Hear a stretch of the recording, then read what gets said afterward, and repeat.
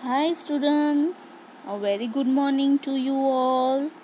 Hope you all are fine and be healthy and stay at home, okay? And take care of yourself. Today we are going to start with a new chapter in literature, okay?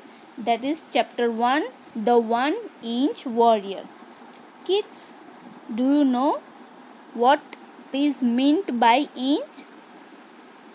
No. Okay, let's start. I'll show you. See, in this you have to complete this exercise in your English literature book. Okay. See, the first one is exercise. Do you know how much is 1 inch? सो ये this 2 dots are given है ना. ये जो dots दिए हुए 2 dots उसको join करते हुए एक लाइन बनती है, उसको हम बोलेंगे 1 इंच. ओके, ये जितना गैप है ना उसको हम बोलेंगे inch. Okay, understood.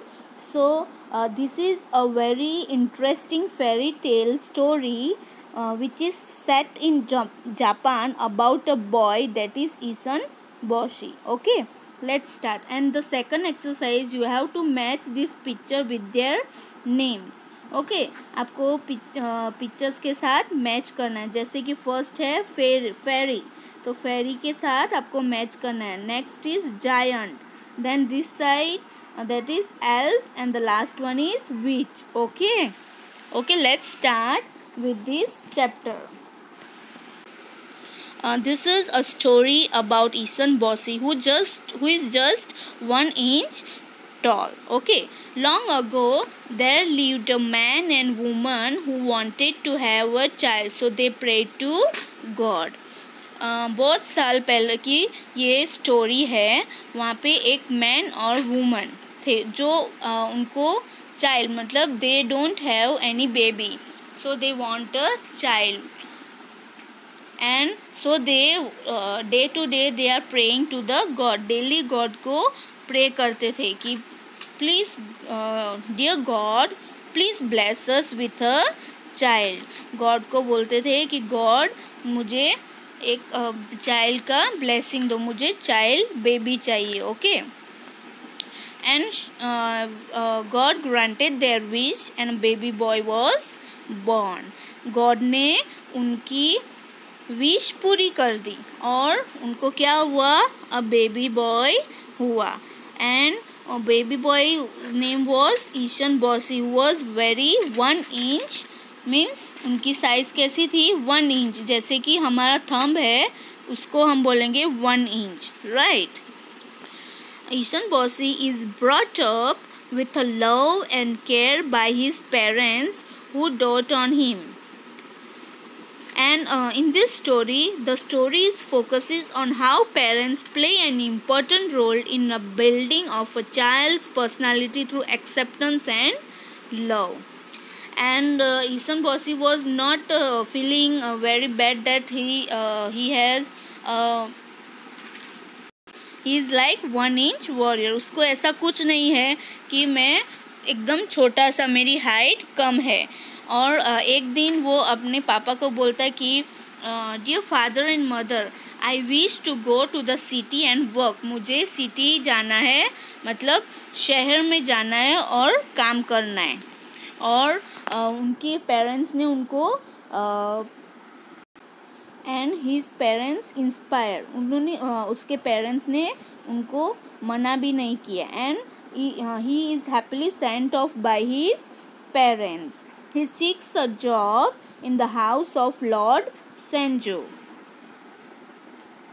C, he seek a job in the house of Lord Sancho, who despite his initial doubts about Isan's ability is impressed by his earnest and enthusiasm.